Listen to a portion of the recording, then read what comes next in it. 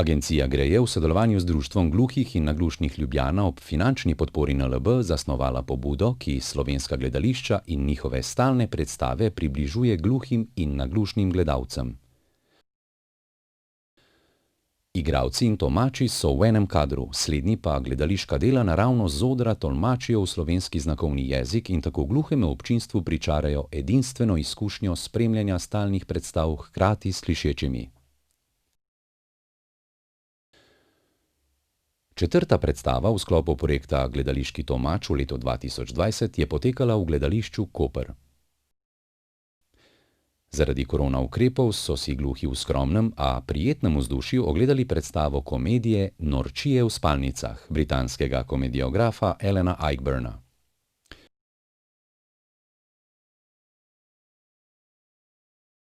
Napisal jo je sredi 70. let prejšnjega stoletja, kot odgovor na plehke farse tistega časa, ko se je zdelo, da je pomembno le, kdo gre s kom v posteljo in kako je tam končal.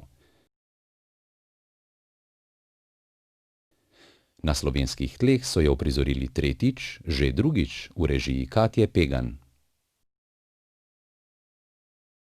Za nas to ni pomenilo nekega prevelikega truda, saj smo 2 meseca nazaj besedilo celotne predstave in pa videoposnetek dostavili režiserki in pa tolmački. Oni dve sta to predelali in danes smo tudi v Kopru imeli prvo predstavo s slovenskim znakovnim jezikom. Današnja predstava je bila, lahko rečem, vsebinsko taka lahkotna, ampak je trajala 2 uri in to je bilo težko. Ni bilo brez vmesnega odmora, tako da je bilo to zelo naporno. Druga stvar pa je vedno naporna, da moramo mi tolmači se vedno vloge vseh teh igralcev prevzeti in jih spreminjati, kot se spreminja pač igra na odru. Igral sem tudi 2 predstavi, kjer sem bil gluh, tako da so bila prav specifična predstava prav za gluhe, tako da so prišli nas prav gluhi gledati. Tudi na srečanju sem bil že gluhi, tako in je pač zelo zanimivo, zato ker ni tega kontakta umestnega, ne čutiš publike, vidiš pa na koncu v samem odzivu, ko pač aplavz.